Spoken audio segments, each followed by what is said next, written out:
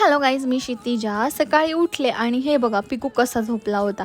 नंतर मी झाडून घेतलं आणि आज खूप दिवसातून ऊन पडलं होतं, त्यामुळे खूपच भारी वाटत होतं. नंतर मी रेडी झाले आणि आम्ही निघालो कनेरसरच्या यमाई देवीला. तर आज नवरात्रीचा 8वा दिवस होता आणि आजचा रंग मोरपंखी. एवढं छान ऊन पडलं होतं ना, तर आमच्या आजीला आज यमाईचं दर्शन घ्यायचं होतं. त्यामुळे आम्ही आजीला घेऊन निघालो. तिथे गेलो तर गर्दी होती, पण आजीमुळे आम्हाला लगेचच दर्शन झालं. चला तर आमची आजीबाई पण खुश झाली.